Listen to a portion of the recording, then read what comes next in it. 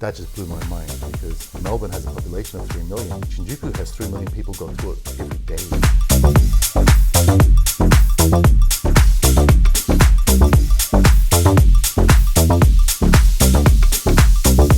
Emil, welcome to the podcast. Thank you for having me, Lance. Right, and you're about to start your own podcast, right? Yes, I am. Now, what's going to be? Wait, before we get into that, let's start off with the way I start off with everyone, and I ask them, where were you born? I was born in Iraq, in Baghdad. Iraq. In Baghdad. How old were you when you left? About 3 years old when I immigrated to Australia. Okay, 3 years old. So both parents are Iraqi. Mm-hmm. And how many siblings do you have? So I'm one of three. I'm the youngest of three. So eldest sister, brother, and then myself. How many years between you and the oldest? 5. Oh, so you guys are close. Yeah, we're very close. We're very Okay, close. so you keep in contact with them all the time? Yeah, we have like a siblings chat. So sometimes when I'm driving, I'll just hit like video chat both of them, and at least one of them picks up, or sometimes both. We have a great relationship. That is so It's good. so good. How are mom and dad doing?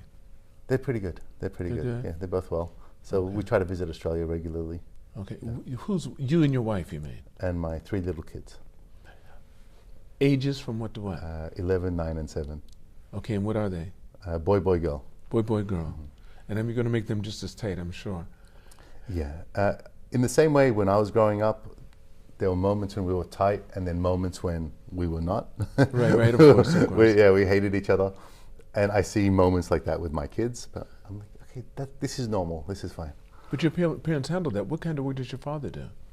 He was a high school teacher. Okay. Yeah.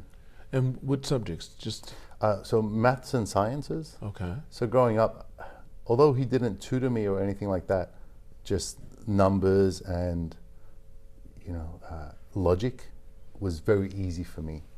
Well, you have your 2 older siblings too, so I'm sure you guys played a lot, and there were probably a lot of number games and stuff. I'm just guessing.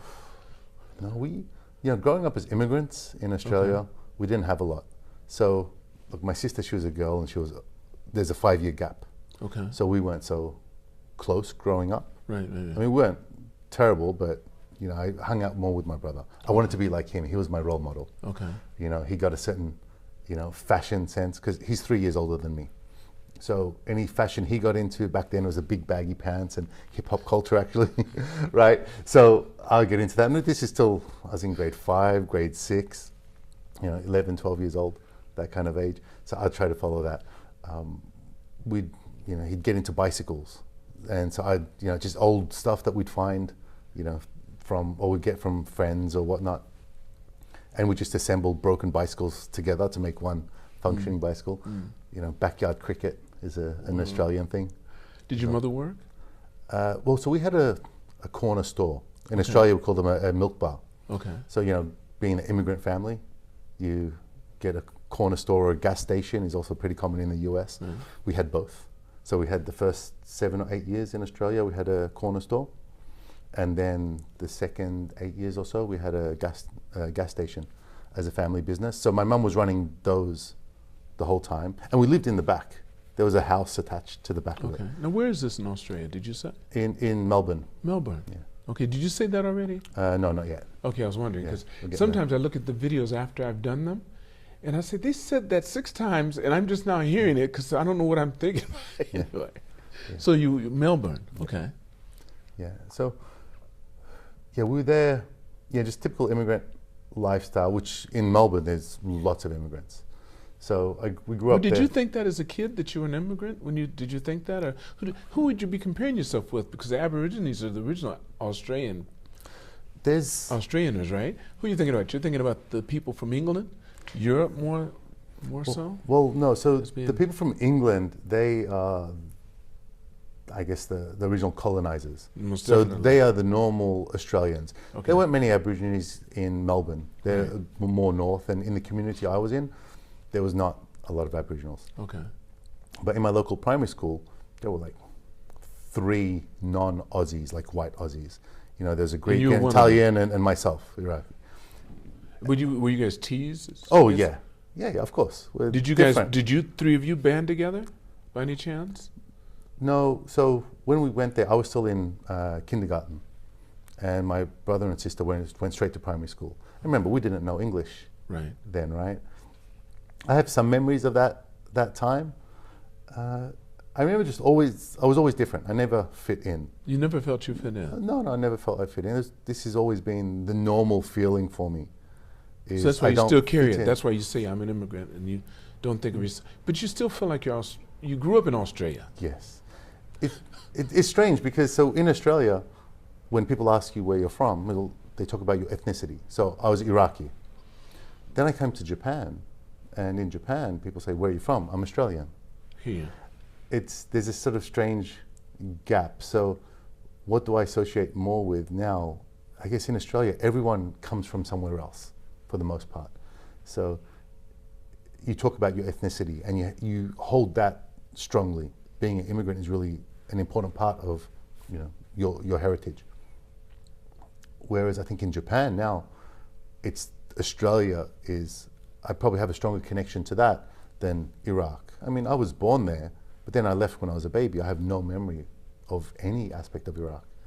And after that, it became a war-torn country and has not, I would like to go back and visit it one day just to see where I'm from and that country. I have a special connection to it. And culturally, I grew up in a Middle Eastern household. Lots of cousins, huge family. On both sides? On both. And so a lot of their family came to Australia as well?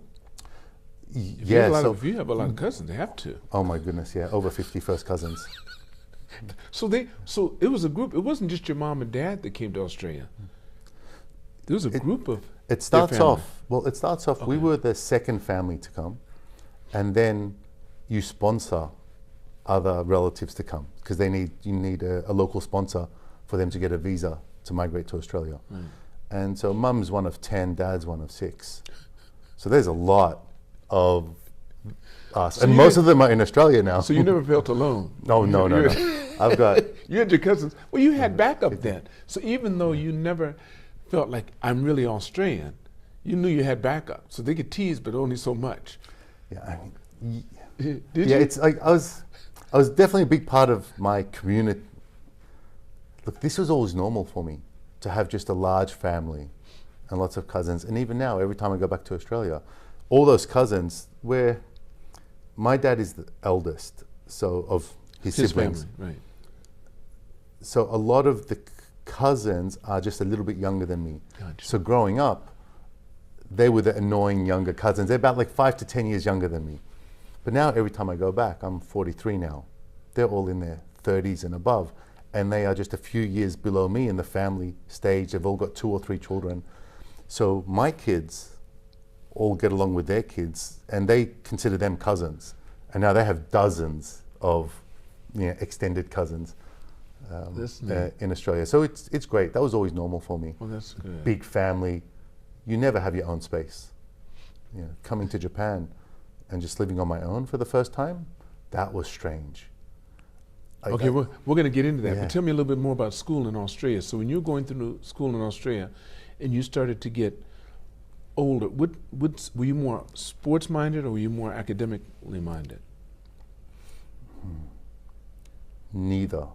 I was terrible at sports, any ball sports, and being the immigrant kid, I didn't grow up with, immigrant parents don't really play sport. They just work 24/7. Again, this was the early 80s. So they just work, and they didn't have time to take me to, join basketball or the soccer club or any of the luxuries that I give my kids now. We just didn't have. It was just my brother and I tinkering with old broken bicycles and half, hand-me-down Lego sets, that sort of stuff. I even remember we used to play in the milk bar. We'd sell all different, there's food and chips and snacks and stuff. But we also had batteries and light bulbs and things like that. And we used to just grab lights, like little, the 12-volt car lights and AA batteries and tin foil and just roll it up and make circuits. Look how many batteries can we stack up until we can make the light explode, the light bulb, just blow, overcharge it. And this was our creative time because that's all we had. And Dad was cool with that because that's lost, income. Well, we weren't destroying everything in the shop.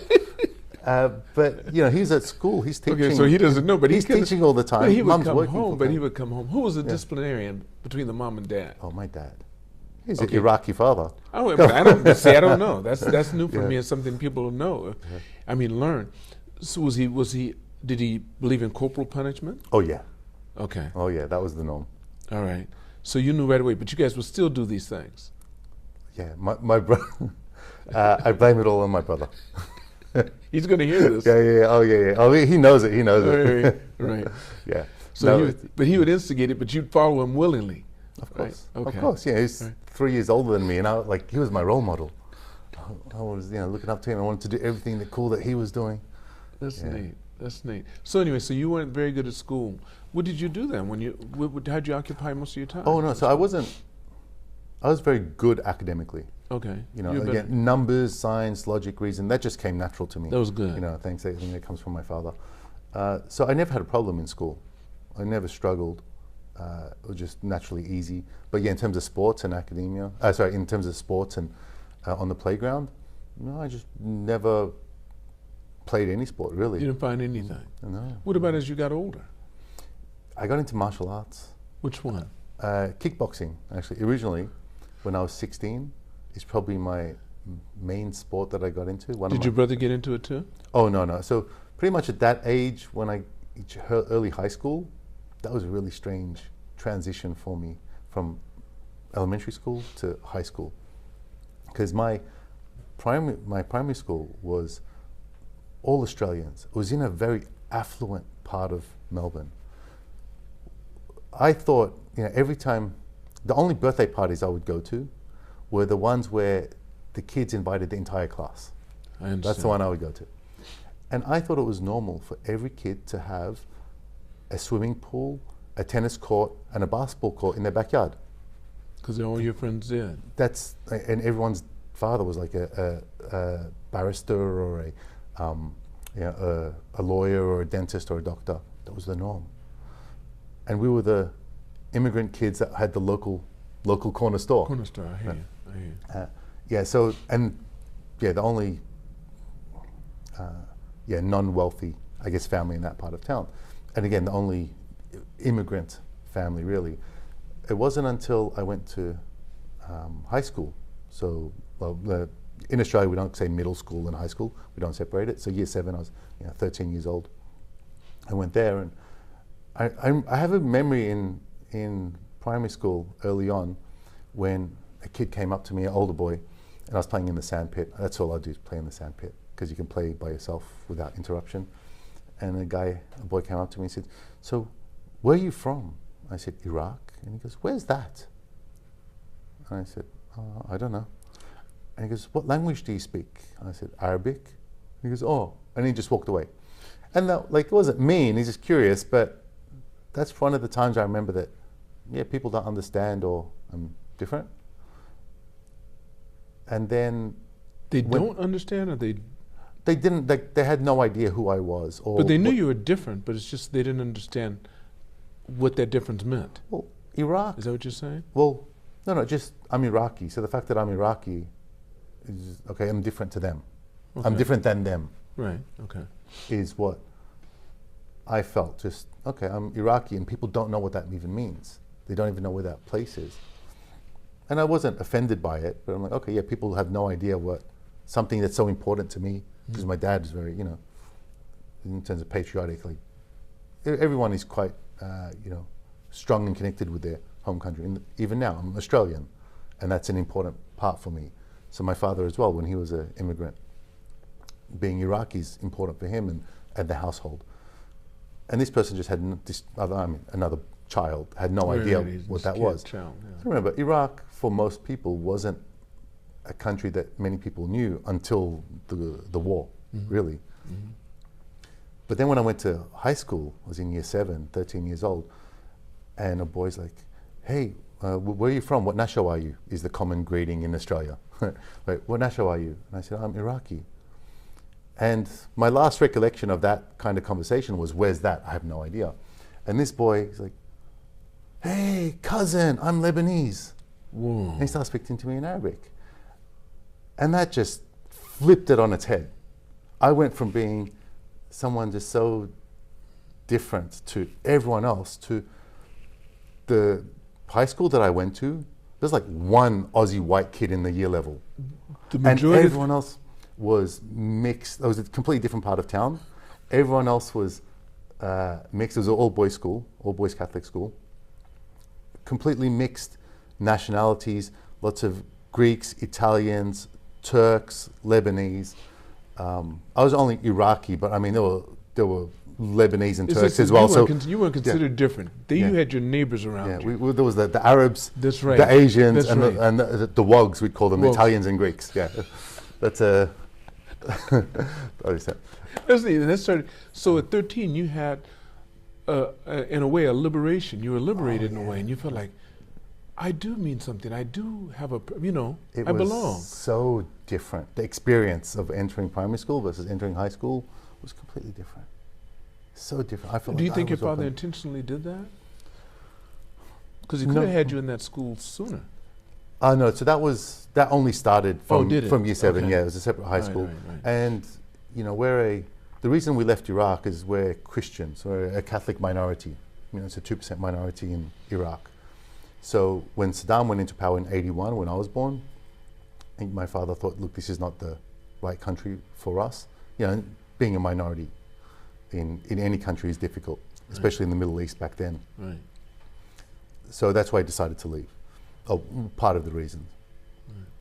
So, yeah, he wanted us to, go to a Catholic school, and he chose that one. That one was also, it was like the sister school of the school he was teaching at. Okay. He was teaching at the brother school. He was teaching at an all-girls high school, Catholic high school in Melbourne, Okay. and this one was maybe 2 kilometers down the road. So we moved house around that time to a location closer to his work, and that was the corresponding sort of boys' school. Okay.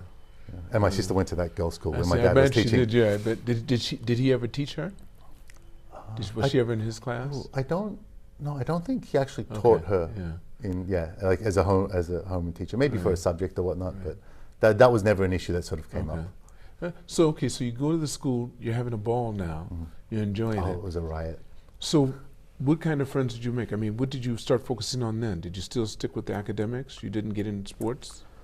Yeah, I never got into sports. It was in primary school, I was the last person chosen, and I was very scrawny and small.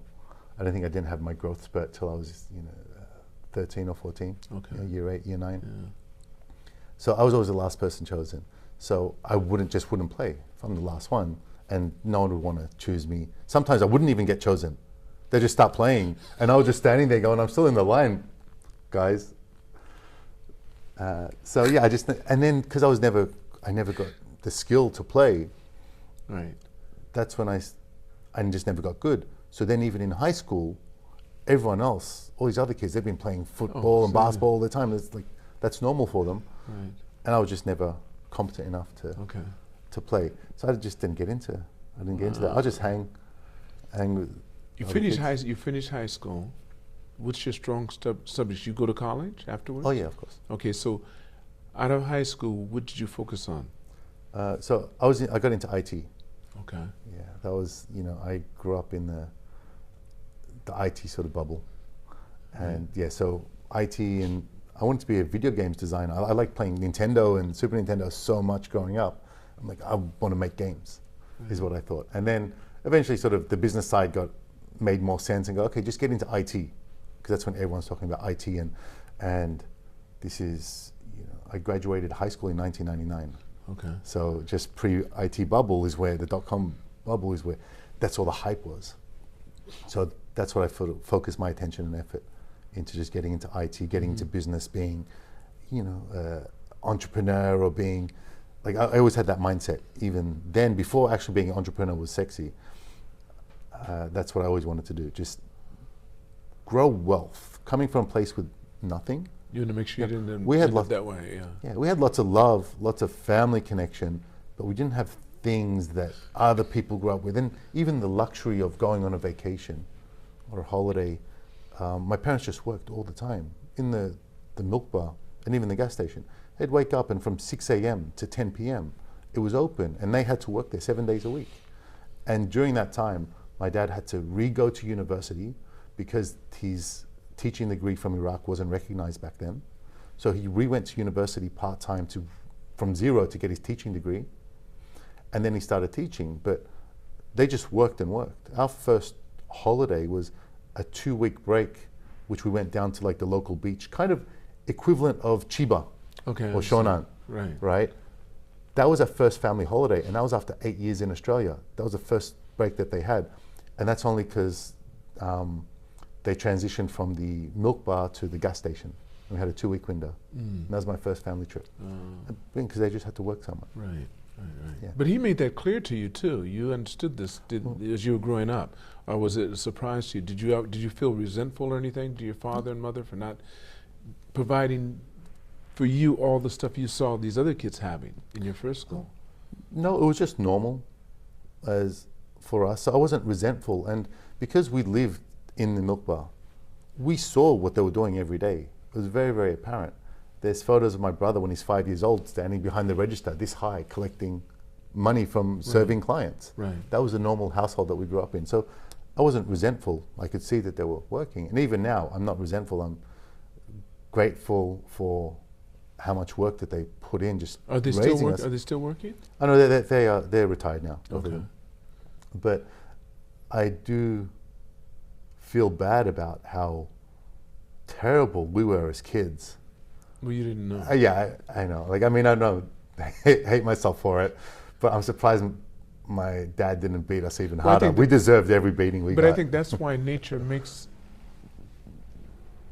our children look like us. So it's harder for us to strangle them until they can't breathe. Yes, yeah. Yes, yeah. That's why babies are cute. Right, So the mother looks after them. Right, and we love looking at them when they're asleep, and we feel they're little angels. And when they wake up, we go, "Oh no!" Oh yeah. And to get started. Definitely. But it's worth it at the end. I think it's all worth it. We tend to be as parents. I find that most parents raise their children the way they were raised by their parents, minus the stuff they didn't like. Yeah. That's all they do. They just take out what they didn't like, but they still do the same things their parents did, unless they really start to educate themselves on what good parenting looks like or what it's like. How do you work with kids? We do with other animals. They train their pets, and they know that different pets act different ways, but they've learned how to do that, and we have all the books that you could ask for on working with people. The military knows how to do it.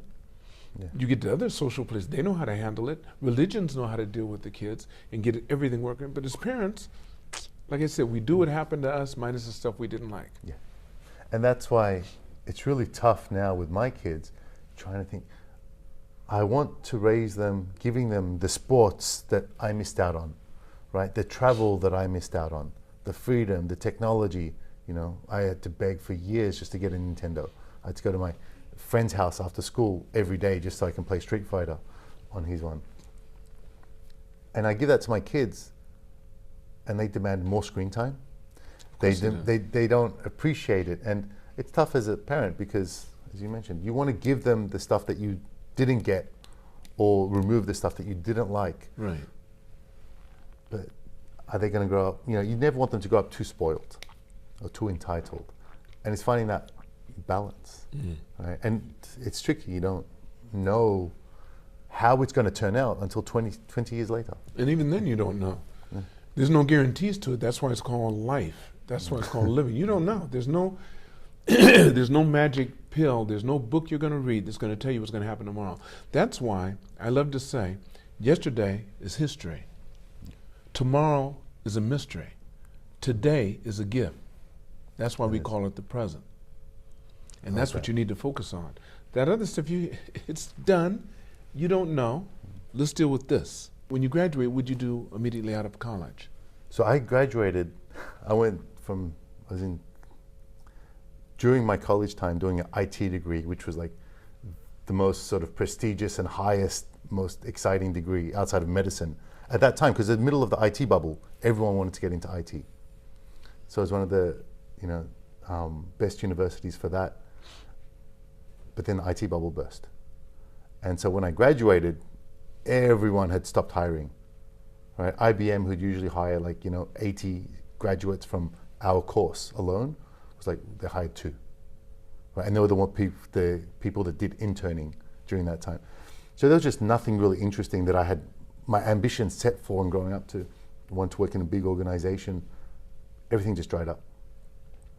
And a friend of mine that I knew sort of, just throughout university, he told me, oh, he's going to Japan to teach English. And I said, you don't speak Japanese. And he's like, oh, no, you don't need to. They go there and it's a working holiday. They'll hook you up for 6 months and give you accommodation and you just work part-time. And it's like a long holiday, long trip. I had no idea. I had no intention of leaving the country. I loved my home, loved my family, loved the life that I had. And remember, I was going to university. I was going to be a successful, entrepreneur, business person working in IT, the hot sort of industry that everyone's, again, during the bubble, everyone's just making millions and millions, right? Everyone's driving around with their cell phones then, because back then, it was tight. Then not everyone had mobile phones. And so my dream, never really expanded outside of Melbourne.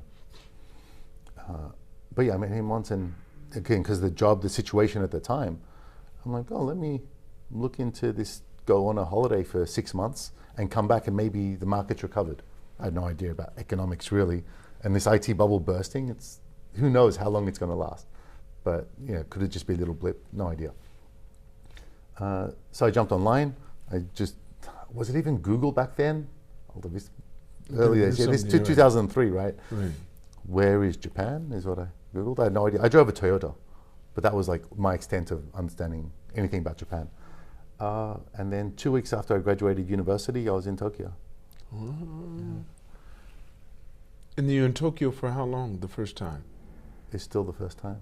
You never left? I've never gone back. So how long has it been? How long have you been 22 years. 22 years. Yeah. So tell me, how did it grow on you when you first came here? I know one thing that, just tell me how it grew on you. I'm not going to put words in your mouth. There were a few really exciting moments in my life that I remember where my heart just sort of really beat out of my chest.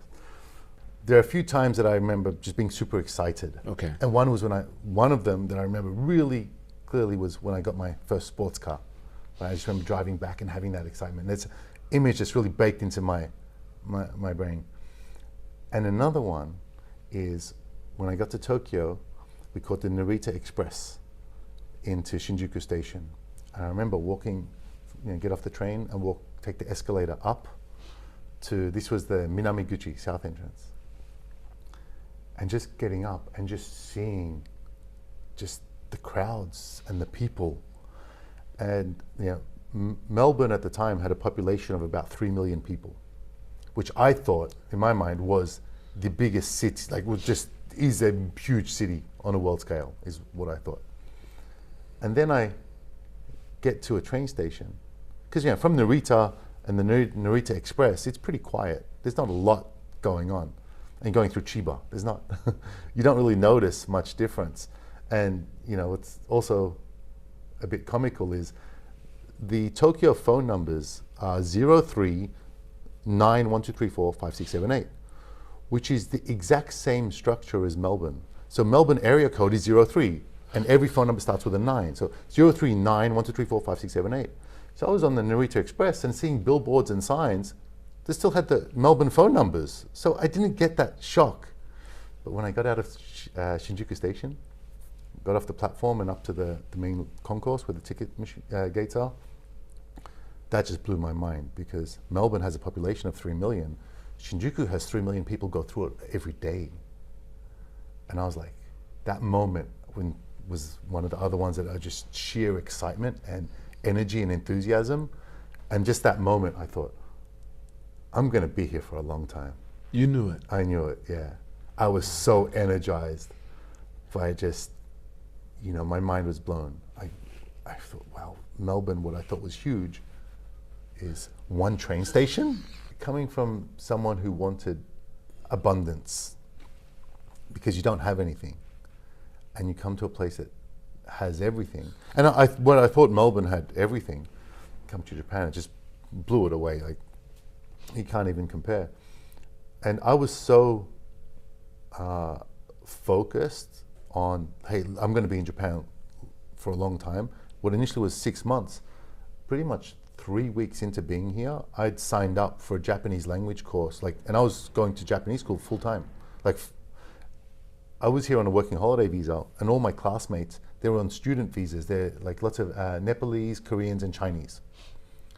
And I was the only white guy who's there, and I'd go out and party, get drunk, and then come pretty hungover to class every morning. But those kids had to study because they're immigrants here. They're trying to make their life for them. I was here sort of on a holiday and just wanted to party. I'd already finished university. And then we're on student visas. So I think our experience was different. But I was so keen to learn Japanese right away that I sold my car, that Supra, before I came to Japan. Like, just what am I going to do with the car for that time? I'll buy another one. But you thought you were going to return anyway. Yeah, my initial plan was six months, but right. after just a few weeks here, I'm like, Mum, Dad, this before internet banking was really good. Mum, Dad, please send me over that 10 grand that I sold my car for. I need it for Japanese school. And I went to Japanese school full time for 6 months. Whilst I was working part time teaching English, because again, it's not a career, it's just some money for whilst you live here. So I was doing that. But yeah, I just put my money straight in Japanese school. That's how much and I was stingy as hell, because you grow up with nothing, you're gonna be really strict with every penny. Right. And so for me to spend it on Japanese language, you're committed. That's how much I really knew. Wow, this is exciting, and this is the place for me. How long were you here before you met your wife? Let's get into that. Oh, about a decade. A decade? Yeah. Okay. So I had a good 8 years, I'd say. So I came here in 2003. Jeez, I think we met around 2009, 2010. Okay. Yeah. How long was it before you started martial arts? Oh, so I did martial arts, like kickboxing, when I was in high school. Okay. So shortly after I came, after about 3-4 months, I remember I was looking through the Metropolis magazine, which was the number one source for foreigners, of information for foreigners. And there was a kickboxing gym taught by a Danish guy who speaks English. I said, okay, Graham, let me join this. That was in Nogizaka. And that was a guy named Nicholas Pettis. Okay. I don't know if you know him, but we're still friends now. So I went and did kickboxing there, and I got really into that for a while. And I've had many different, I guess, hobbies over the years, like weight training. So that weight training, did CrossFit as well. Now I'm doing Brazilian jiu-jitsu. Is probably my most recent thing, past few years. You ever have any injuries as a result of it? Oh, lots, yeah. Okay. Of course, yeah. I had a shoulder surgery like 2 years ago, but it's fine. I think more because I'm 43 rather than the sport. Really? You didn't? Yeah. You got hurt in the sport? Yes and no. I think it wasn't one particular incident that injured it, but just constant sort of use. Wear and tear, Yeah, and again, I started when I was 40, or 39, 40. That's when you started kickboxing? Oh, no, jiu-jitsu. Jiu-jitsu, okay. Yeah. Kickboxing, I think I was at 20. I never really got injured. Yeah, I mean, I would just train and spar. You never competed? No. Okay. It was always just a hobby level. I was never good at anything enough to try to challenge to be somebody. competitive. Yeah. I see. So then, when did you get into real estate, or is that just something recent? Oh wow! So real estate. You've been doing that, you said, for 10 years? 10 now? years, yeah. So yes. Going back to the story a little bit. So I was living and working here for about, because I've been here for 22 years. I just say, the first decade and the second decade. I hear. But it's more like 8 years, and now it's been like 14 or so. So my eldest is 11. So we got married, I'd say, we got together maybe 14 years ago. We were together for about 3 years before we got married and had a family. So probably 8 years of just single life, just enjoying Tokyo. But when we bought and I was working in an IT company then.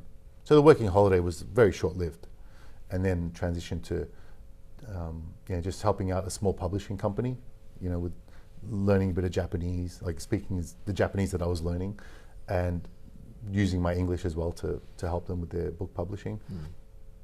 And then eventually I got an IT degree. I got an IT job at a large multinational company. And I did that, and that was like proper income compared to English teaching and all the other sort of entry-level stuff that you do in Japan. But then when I had my first kid, I'm like, hey, time to buy a house. We just got married. We're expecting our first child, and I bought a house. Again, I thought I could do everything myself because I've always done everything myself. Came to Japan just on my own, figured everything out on my own, and so I started looking to home loans, and I could speak enough Japanese to figure out and talk to the banks, and go to all the different agents, thinking I can do everything myself. And I bought my first place. It was a brand new house in Shibuya, actually, and I wanted to be close to the office. Our office was in Yoyogi, right, very close to Shinjuku, and because we were having the kid, I wanted to be able to just be back home within 15 minutes, right? And I don't want to spend time commuting. I wanted to spend time with the family. This 1 hour commute just blows my mind, especially when you're a young family. That's just time wasted with the family, right? And time is precious. Money, is not so important. It's all about, especially when you have your first kid, you realize nothing is about you anymore. It's all about your child. My health, my well-being is so I can be a better father, not about me being cool, being good, trying to get girls. That's not over now. Right. So yeah, I bought my first house, and through that learning process, I thought, wow, this is the best deal. 100% financing. The interest is like a fraction of a percent. It's free money, and the amount I was paying for renting like a 30 square meter studio, I now had a 3-bedroom, 3-story house, brand new, in Shibuya Ward. And the cost is the same. Plus, it's all equity. It's not. The interest is nothing. It's like 0.7%, I think it was. And I started to tell all of my friends, okay, this is the best thing you can do. Please buy a house, buy a house. Just get a home loan. I did it, and it's just fantastic. And just telling absolutely everyone. And just trying to educate them. And then I was telling them, and they would buy, and they're like, Emil, you got to talk to our friend. Emil, talk to our other friends. And their friends were like, hey, you should do this as a business. Tell other people, you should be charging people. And eventually I started doing seminars, which, I'd advertise on Facebook. And one of the agents that I'd met along the journey, he had his own brokerage in Ibis. I was in Omotesando at the time. I reached out to him. He was an English-speaking guy. And I said, look, I can get clients for you. Let me run these seminars, and I'll bring these foreign clients. And then anyone that buys from you, I can get a bit of a referral commission. And so I started doing that. And so now these seminars were to groups of anywhere from 5 to 25 people. I think the biggest we had was about 50, which is just some, I don't know what, freak of the Facebook algorithm at the time. But what was happening was the clients that were coming, they looked like me. Foreign guy with a Japanese wife, just newly married, maybe have a kid on the way, or just got a young baby.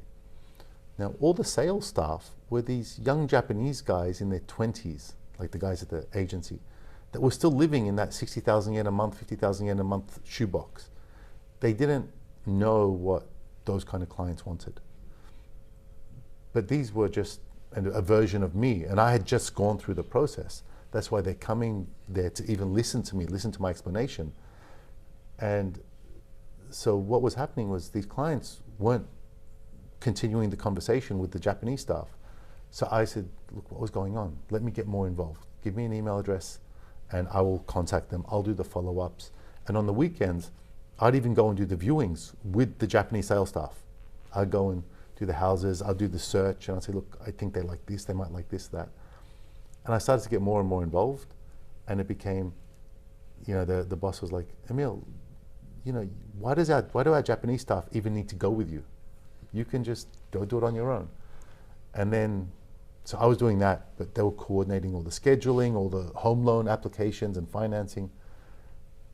But slowly over time, I started to take more of the roles.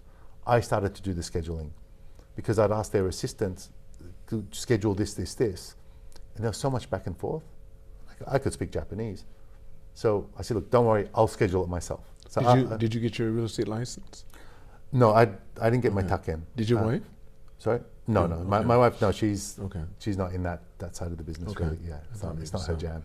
Yeah. All the hustle is all me. Okay. So you're still working with another company, obviously, that has the tuck-in? Yeah, so in Japan, so when you work with a brokerage, the brokerage needs to have the license. But they can only have 4 people under them. I know for each licensee holder, you can have 4 agents. 4 people, including you, right? And they're mid-sized. They have 40 staff. They've got I think like 5 or 7 tuck-in licenses in that office. Right. So there's no problem with me working as one of their Right. one of their brokers under that. And also tuck-in, like the real estate broker's license in Japan, I think is different to what we're used to in like the US and in Australia. I don't know. So in Australia, the brokerage, and even in the US, you can get that license in a week's worth of study. Here you can't. No. Here it's more like a compliance position. They need to prepare the paperwork. It's more what a real estate attorney, or in Australia, a conveyancer does. The sales function, what we know as a broker in the West, is really just a sales function, and they need to know basic regulation and rules, and a small scope of what real estate law requires.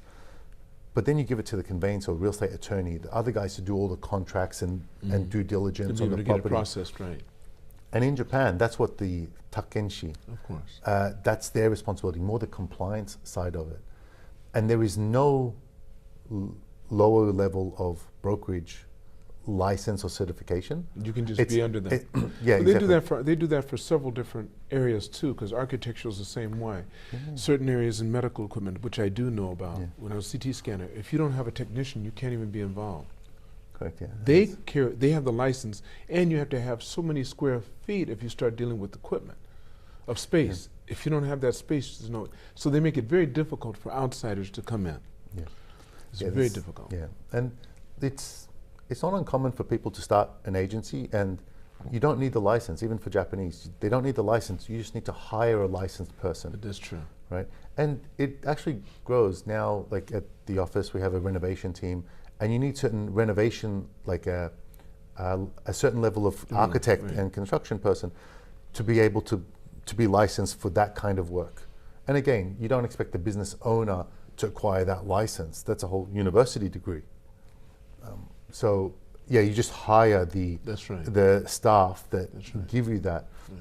But then again, it boils down to trust too, because when you have someone that has that license, they have all the power. You can find all the clients in the world. There's nothing you'll be able to do with them unless you can process it. Yeah. And that person that has that power is someone you have to trust, and someone who has to really trust you. Oh, yeah. That's the biggest thing about it.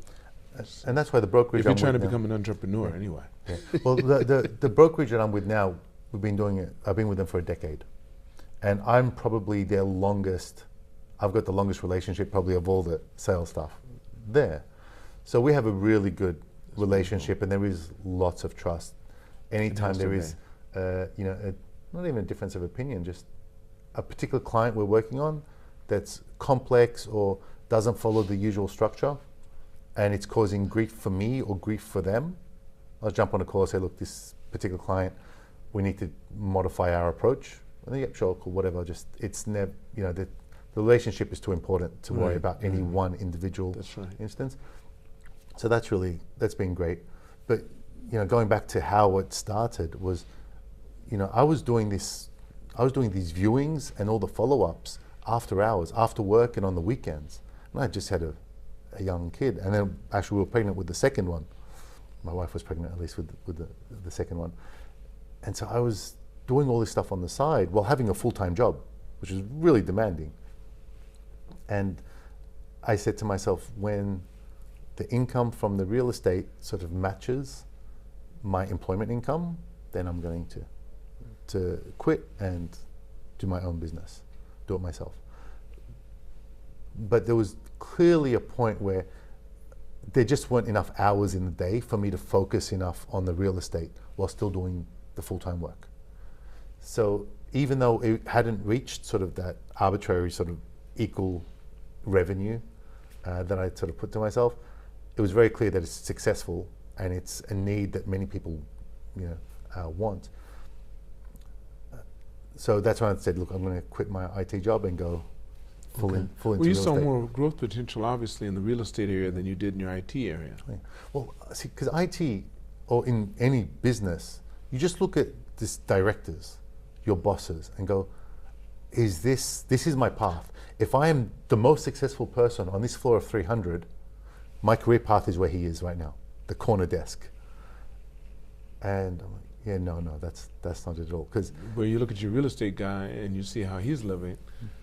Well, that was, oh look, like those guys, they don't take holidays. Real estate is a tough gig. Be, yeah. It's, and entrepreneurship is that. But for me, I think it was more the entrepreneurship side, being a business owner, having, having a team, managing so many different aspects of the business versus just being a cog in the system. And that's what I saw. Even the directors or the senior guys, even the country heads, and this was an office with, a multinational company, 50,000 employees. There were 2,000 just in the Tokyo office. So my floor that I was working on had 300 people. And I'd even see, look, the director of the entire floor with 300 people, I'm like, I don't feel that's my ambition. That's like, he's just a highly paid salary man. And I don't want that for myself. They say that in Japan about a lot of professional positions. They say that about doctors, some lawyers and stuff. They're just high-paid salary people because they're not. It's the way the country pushes their people too. They don't idolize one person. They don't have a Bill Gates. They don't have an Elon Musk. They don't try to push that. They like the ware, we. And that's what keeps a certain amount of, and it is not a bad system when you think about it. Well, there's 2 cases in Japan where I remember clearly they idolized these entrepreneurs. Okay, Horiyamon. Live door. Yeah, Horiyamon. Horiyamon, yes. And then I think they put him in they did, prison. They put him in prison. They did. They put him in prison. Yeah. And Carlos Ghosn of Nissan. Carlos Ghosn and I were I shouldn't say close, we were in very similar paths because when he took over Nissan, I was the president of the American Chamber. Okay. So when he was in some of the newspapers, I was there. The two cases that Japan had, these entrepreneurial guys that they look up to as being entrepreneurs, the system shut them down. Yeah. We talk about cost of living in every other place, and although prices are going up here, being able to buy your own home, like probably the number one issue when people talk about cost of living is renting versus buying your own place, and the deposits that you require, 20% deposit, so $100,000, $200,000, zero. It's like, how does that make sense? It's so easy just to live here and get it. All you need to do is already be living here.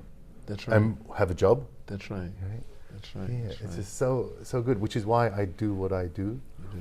Because I want to, you said something really interesting when we met, and I've sort of stolen it. It's, I've modified it slightly and stolen it. You said to me, there are foreigners who survive in Japan and those who thrive. And I think to myself, I feel that I am thriving, but I like to help bring people from survive to that thrive. Or if they're already like midway in between, how can I help them thrive more? I don't think I can bring someone up from who's really in the struggle and maybe depression, unemployment. That's a level of barely survive that I don't think I have the capacity for. But anyone who's sort of doing okay, I really, in terms of getting a home, I can add value to that and help them get to that thrive direction. And so, and that expression you put it from survive and to thrive is just something that's stuck with me, and I actually throw that out now. That's beautiful. Listen, it's not mine, it came through me, not from me. Oh, okay. Because someone else gave it to me, because I used to say there's the have and the have nots. And one person spoke to me and said, Lance, I think it might sound better if you say surviving and thriving. Okay.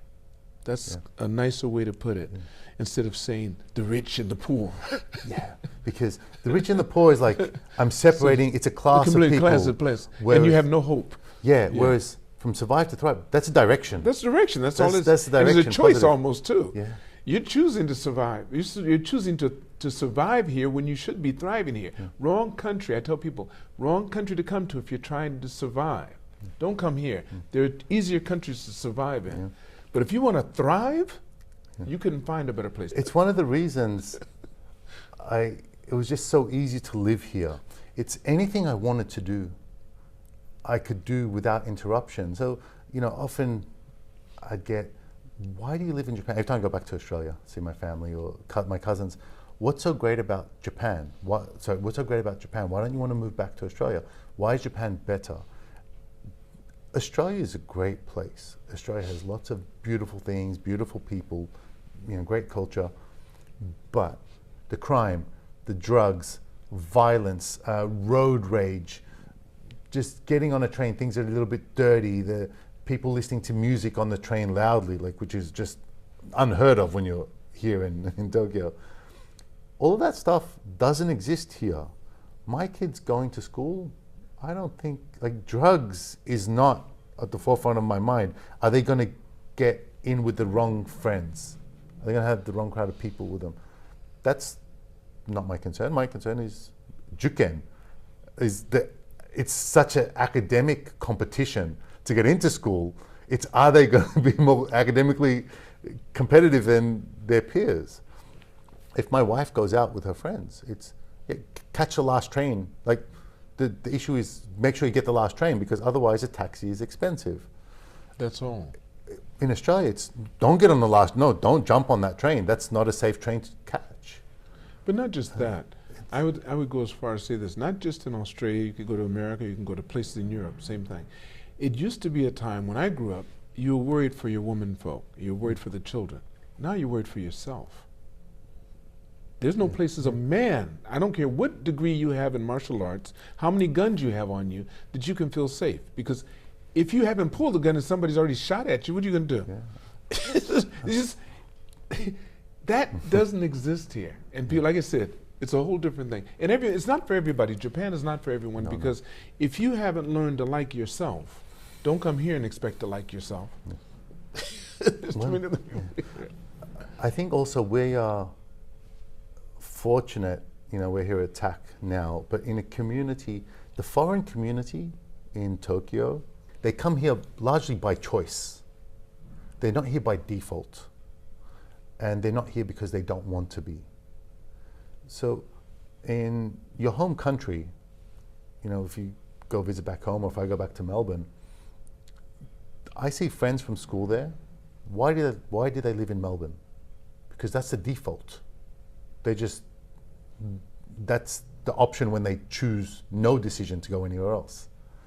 And so, whereas here in Tokyo, any foreigner you meet, they've chosen to get a passport, move overseas, explore, and do something drastic in their life. And it's forward moving. It's not a default, it's not a status quo. So all the foreigners that you meet here, it's a certain breed of individual who has chosen that they want more out of life. Whereas in your home country, it's people that just are the default. And of course there are Japanese here where, there was a lady in Mitaka who's maybe never left Mitaka in her entire life. But that's not the community I'm involved with. So my immediate community these are people that bring me up and they advance me. And I try to do that with other people that come here or other families in the same way. I have three, wonderful family, 3 kids going through, the school system now. And so anyone I see who's younger or new to Japan, I try to help them in the same way. And I think the same thing that you're doing with this podcast is exactly the same. I've had younger people look at it and say they've learned so much from this because they're talking to some of the thrivers in Japan, and that's who we talk to most of the time. But I talk to a lot of times the staff too, who I don't consider to be survivors. Not if they're staff of this club, they can't be surviving. They're still thriving, and it's a choice they've made. Emil, before I end the podcast, there's always a question I like to ask of all of my podcast guests.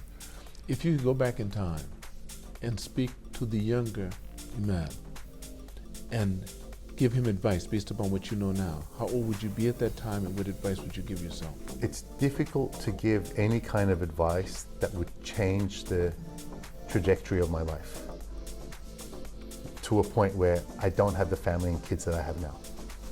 So if I had have said, do something slightly different in university, then I never would have come to Japan. So I find that once you have kids, any advice is, well, how can it make me in a better position than now, like, better off now, rather than change the direction. And that would probably be study Japanese a little bit harder and work a little bit harder. I just, I enjoyed my 20s here in Japan. I was 21 when I came. I enjoyed it a little bit too much focus on playing and partying, not enough focus on Japanese. I did Japanese for 6 months.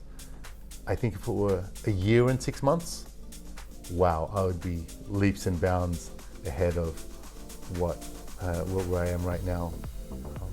But that's probably it. I really don't have regrets. I'm so blessed and fortunate. That's beautiful. That I am where I am and I got who I got. Well, I want to thank you so much. Thank you so much for this. I want to thank all of you for watching or listening to this podcast. And never forget, it's all on loan, so continue to reach for the stars. Because you're too blessed to be stressed.